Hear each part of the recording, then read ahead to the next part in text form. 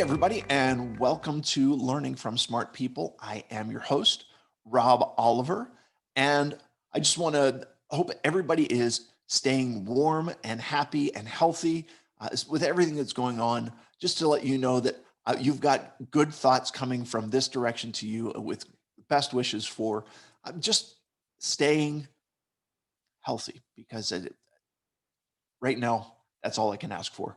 I thank you for tuning in today. Thank you for spending some time with me. And my guest today is Alecia May.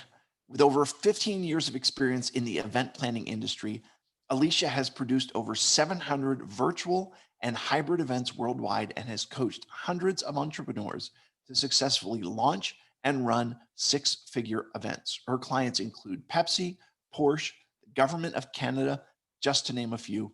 To this date, Alecia has helped procure over 20 million in event sponsorships, supporting entrepreneurs and small business owners in landing deals from companies like Microsoft, Google, Amazon, LinkedIn, IBM, Expedia, Capital One, and more. Alecia, welcome to the show. Hi, Rob. It's great to meet you. It's great to be here. And I so can't wait to get into this great Yeah, topic. so I think that when I was reading about what you're doing, I was like, oh my goodness, I've got to have Alecia on the show because right now, I we talked about this in the open or in the pre-show meeting, and that is part of this is for personal reasons. Okay, I'm a speaker, and I'm like my calendar in April just died, and so everything has gone virtual. Everything has either been canceled and I'm like, okay, now I've got someone who is specializing in this virtual world. And listen, I have been on more Zoom calls than I would like to admit. And I won't say that I've fallen asleep, but I have yawned through more Zoom calls than I would like to admit as well. And so Oh, yes. part of what I want to talk to you about is number one, just the idea of moving meetings to virtual and what can be done with that, but also if there's any tips that you have for how to make those meetings successful and not just something what people are falling asleep through. So let me just ask, let's start here with the basic fundamentals. As people are moving from in-person meetings to virtual meetings, what are you seeing? What are the trends? What's going on out there? Well, Rob, I think the biggest trend is moving to Zoom. A lot of companies are moving just to Zoom initially because they don't know how else to, I mean, I hate this word, it's the word of 2020, pivot to a better integrated platform that has more engagement, that has more features and options. But right now, a lot of the bigger companies are moving to Zoom to start out. Zoom fatigue is real. It is unfortunate because a lot of people think they can just move a live event agenda into a virtual one. And that's not the case, right? They are Right. packing in this full day of 9 to 10 p.m. at night, 9 a.m. to 10 p.m., and hoping, with one break. And that's just not the case. We have to pivot successfully. We have to make that virtual event on Zoom or wherever you are, have more breaks, right? Pit Right. stop. And my secret sauce to having a great agenda, first of all, is pausing or have a brain break, whatever you want to call it, every 60 to 90 minutes. Okay. That's really, really optimal for people to get out of their seats if they're sitting, making sure that they have adequate coffee, going to the bathroom, but also just stopping, their stare from the screen, because it can get really, right. My eyes, like we're talking before, my eyes are not the same either. Sure. And so that's really the first thing that we want to understand, is that we need to have breaks, and that's simple. It seems simple, but it also, a lot of people just skip over that part and go to the next. We want to Yeah. cram content. Sure. What? Okay. And let me just hop on this, all right? Because what you're talking about is planning your event. And it's not just as simple as moving the agenda over of we were going to have an in-person event and now we're going to do that.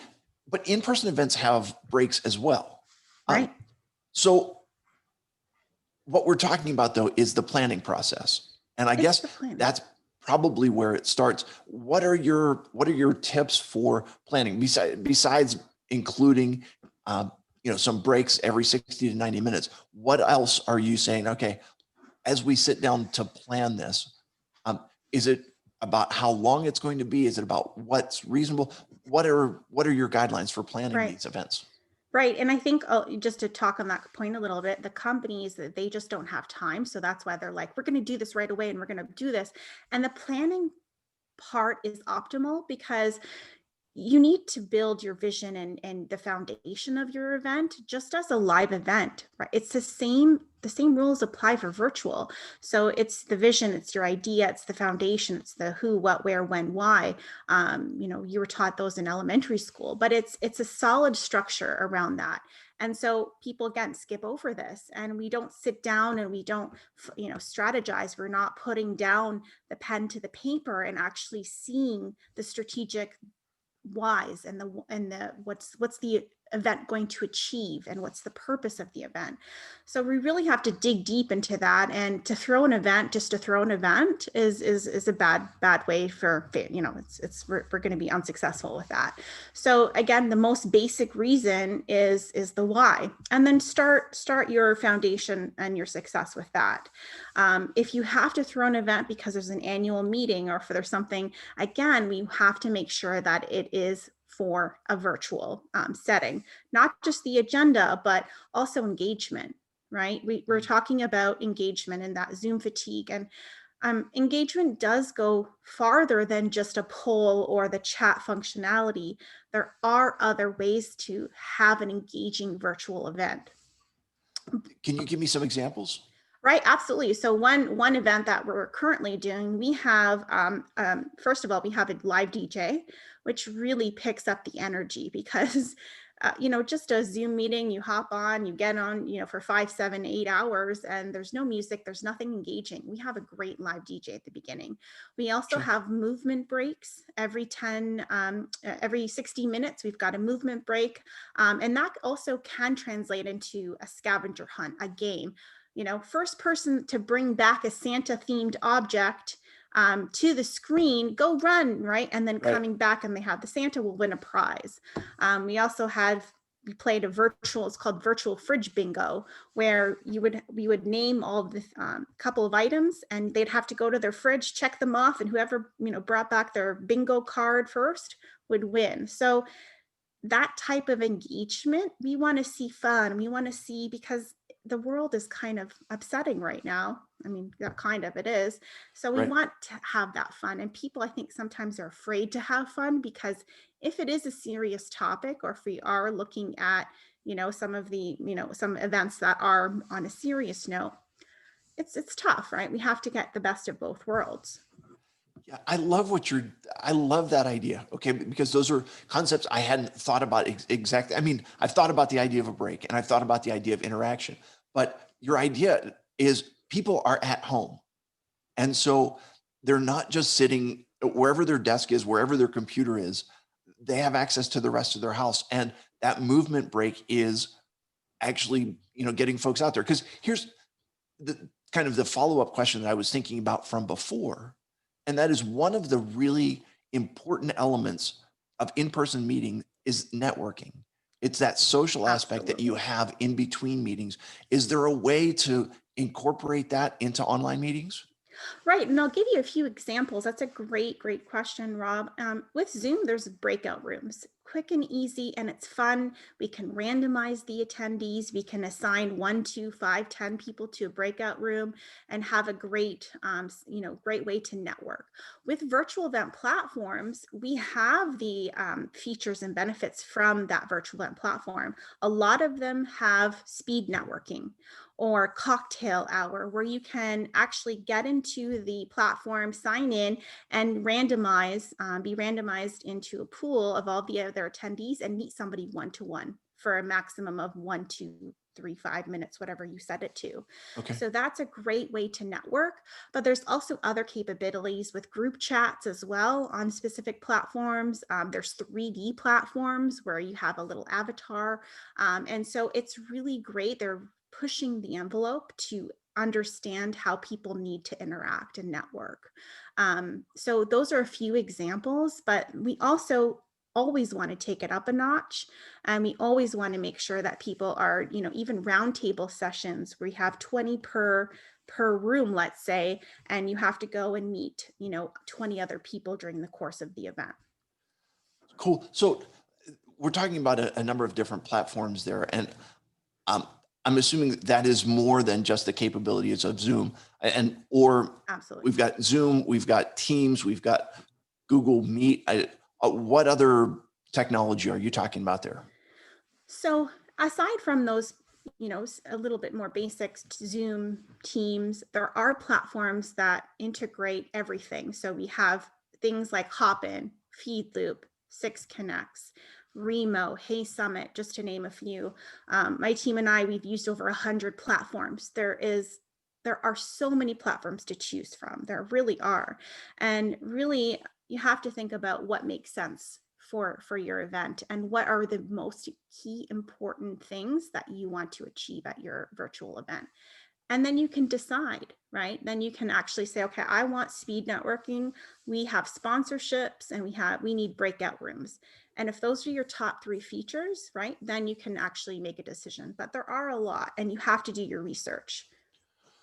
Okay, let me just, I'm thinking here that a lot of times people kind of view Zoom as the company meeting, right? So where you would usually get together in the in the boardroom to have a meeting, now you're getting together on Zoom to have that meeting, or uh, you know talking about doing a conference. But what other businesses or whatever other meeting opportunities are there that can be run virtually that aren't just your classic, we're just going to take what would be a regular company meeting and put it online and make it virtual?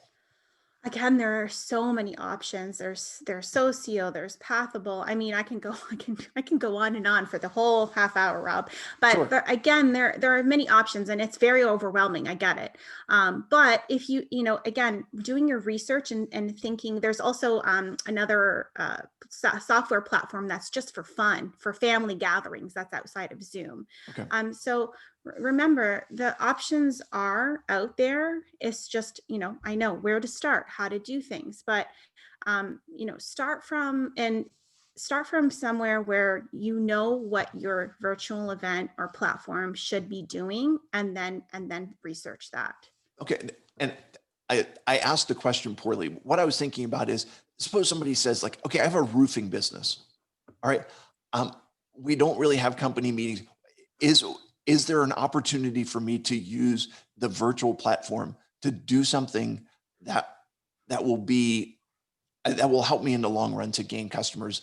Being as I can't go out and knock doors or put Mm, stuff under windshield wipers, or whatever that sure. is. Uh, are there are there outside the box ways to do virtual events that would benefit not just your classic businesses? Right, absolutely. I mean, I think there's a ton of opportunities. There are many, many. So you can start off with hosting small roundtable sessions or weekly, bi-weekly webinar series, and it could be on Zoom, right? It really could. I mean, the world is familiar with Zoom at this point. So you can start hosting educational kind of series, quarterly, like I said, monthly, and then work your way up to something a little bit bigger. You can also participate in many different virtual events as well that other people are hosting as a sponsor, as a partner, as an even an attendee to kind of get your wheels going. But there are many different opportunities that you can start, even just getting familiar and jumping on Zoom with a potential client.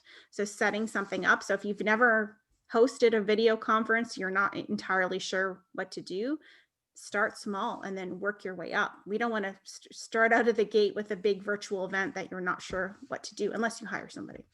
Sure. And I mean, in full disclosure, our interview today is being hosted on Zoom. It's become ubiquitous. It's everywhere, and you can't get away Everywhere. from it.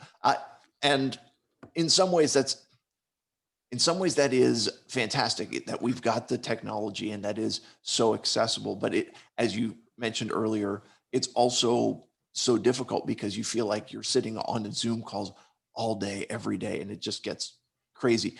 So I want to go back to one thing that you said, and you talked about developing your strategy. And I think you have a particularly set strategy that you're talking about, a 90-day strategy. Can you talk to me about that? Absolutely. So a 90-day strategy is a great way to really outline what you want to accomplish with, in particular, to virtual events in 90 days. So so example, with one of my clients, she said, I know I want to host a virtual event. I want to do it in a 3-month window. Where do I start? How do I do? What's the first thing that I need to do? And the first thing that you do need to do in your 90-day strategy is really look at your community and your network, right? Think about, those are your lowest hanging fruit. That's what I like to say. And that's where you're going to be serving your audience first. So starting to warm up, tease your launch, think about how you can serve them, right? Think about what you can offer them, and then work your way up to that 90-day strategy. And the next step would be to think about how you're going to deliver this content in a virtual event. So is that going to be through Zoom? As we mentioned, what kind of platform do you want to use? Starting out small is okay. Starting out small on a Zoom or Teams or Skype, whatever you want, you can start off small. Right. And that's where people get kind of in their heads, I need to do this big thing and I need to spend $10,000. You don't need to do that, right? Right at first. If you're small, you want to build up to it, that's great too. Sure. So that first step again is to look at your community. Your second step is to actually do your event foundation, right? Like I'd mentioned in the very beginning of our interview, think about the 5 W's, right? The who, or the what, where, when, why. And then you want to think about building out from that. I use this something called the umbrella effect. It's really effective when I coach my clients, and how I keep them in line to really pull the truth out of them, because it's hard. Well, I want to host an event and I want it to be great. Okay, great. Okay. But how can you do this, right? Start with your core theme. I want to help entrepreneurs make more money. Let's pretend, right? That's your theme. Okay. And then you're going to go to the next step. How are you going to do that? Well, here's how I'm going to do that in another point. I'm going to teach them my XYZ formula. Okay, great. Then we're going to move on, and we're going to continue asking why, and we're going to pull all of that information out until you've kind of reached the top of your umbrella, right? Like we have now all of this content that we've pulled out. I again use it as the example. My 6-year-old son, he always asks me, why, mommy? Why, mommy? And Right. so, right, why? Well, because we're going to the store. Why? Well, because we have to get milk. Why? So think about that. Extract as much information as you can using the umbrella method, and pull until again you can't get there anymore. And you'll notice on your whiteboard, on your notebook, that you will have now developed your event foundation, and you're going to build up that strategy. Yeah. Oh, and like most of us, I'm imagining your 6-year-old goes why until it comes down to how it directly affects him. We're going to get milk so that you can eat cereal. It's Right. oh, so it's about me. That's fine. We can move on from there. So I love what you're talking about, though. You're talking about developing your strategy. It's about identifying your community. It's then about what it is that you want to do, and then as you kind of extrapolate all that out, how you're going to do it, and laying the whole thing out. It makes a whole lot of sense. And I'm assuming that is 90 days kind of standard? Because listen, as a speaker, I'm doing conferences, or I did conferences that were started planning as much as a year or more out. Are you suggesting like small businesses can do this in a 90-day planning? Although if you're going to have a larger event, you're going to need more than 90 days. Is that right? Right. So I wanted to clarify, because the 90 days is really just for a small scale virtual event, like a Okay. Zoom 10 people, 20 people, even 25. That's good. That's where you want to stay. You can plan that out in 90 days for Got it. sure. Yeah. If you Okay. have a larger event, Rob, yeah, absolutely. You're going to need a lot more lead time, especially if you're working with a virtual event platform. You need to, because they essentially give you just a white label of their platform, and you have to upload all of that information and you have to get that ready. So we're talking a lead time of 3 to 6 months at that point, depending on how big your virtual event is. Yeah, and that makes exactly a whole lot of sense as to what I was thinking about. But I think I just want to highlight what you said, that even if you're just doing an event that is 10, 20, 25 people, you still need to have a lot of planning that goes into it. And you've got to start. It's and I guess again, from my speaking perspective, there's people that view Zoom as it's easy to use and everybody's just kind of used to using it. And so we can just throw something together. Hmm, And if you just yeah. if you just throw something together, it looks like you just threw it together Just through and it's something. not good. Yeah. Yeah. Um, Exactly. It's poor planning, right? And you want it to be valuable. I mean, content, as we know, is king, right? Everyone, oh, content is king. We're going to make it valuable. Now I always think that the experience is queen, because because experience in this right now is what we need. The experience that goes into it. How can you have great content 100%, but now how can you strategize to make that experience even better? Because that's where it's at right now. We're yeah. bored, right? The world Yeah. is bored and we need that experience. So extrapolate some fun, have some, engagement, bring your pets to to your screen, do something different, right? One of my other clients shaved his head as like this, this strategy, and it worked. People were talking about it for months after. I mean, don't do, I'm not saying shave your head, but Okay. it was, yeah, don't do it, but I'm just saying that it was like this huge experience because he made it was very disruptive, right? So Right. um Wow. Yeah, but it's everybody's doing Zoom meetings. It's figuring out how to make your Zoom meeting or how to make whatever virtual platform you're using, how to make your meeting stand out from everybody else's. Um, Absolutely. And Rob, right? So the thing is with Zoom, I do these quarterly events with a company, and we do Zoom right. I mean, that's my favorite event to go to, and I'll tell you why. We have a theme for each event that we do. We have a theme. This time was Christmas because it was obviously we're right into December, right. and everybody dressed up to the nines. Everybody's background had Christmas theme. It was so great. We played music. We had a shopping experience. We did breakout rooms. We laughed. We cried. We sang. We danced. I mean, it was the best 4 hours of my life. And Cool. I produce next week alone. I have 3 virtual events that I'm doing, but those ones really stick out because they have a sense of community and they have a great time on Zoom. Yeah. And basically, this takes me back to my childhood and hearing my dad. And my dad taught me that proper prior planning prevents poor performance. Yeah, And exactly. I uh, love that. yeah, and that's what you're talking about. It's a matter of getting things done and getting them done right. One of the things you mentioned really early on, or maybe I mentioned in the intro, was about sponsorship and about getting Yes. sponsors. Can you give us some ideas on it, like who is out there, why are they sponsoring, and how do you get sponsors? Right. That's a great question. So I'm a big believer in your lowest hanging fruit. Just like I said, you serve your community first. Same with sponsorship. Sponsorship is all about the connections and the relationships you've already built with current service providers. So for instance, if you're using, Slack, Asana, Trello, whatever service providers you are using right now, reach out to them and see what their marketing initiatives are. Another great way to see and to figure out what they're working on is going to their social media pages, signing up for their newsletters. Where are they hanging out? What are they doing? Are they interested in product launches?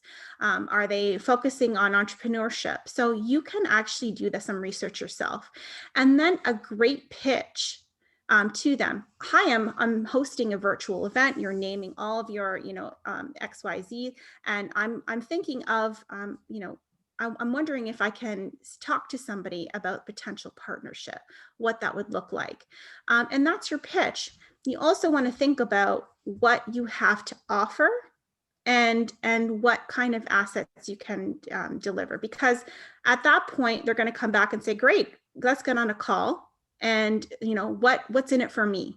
Sure. So be prepared. Again, be prepared with all the information. What kind of opportunities are available for your sponsors, and then also your price points. What are you going to offer? We don't want to, with virtual events, I'm not saying I see a big decline in price points in versus live events.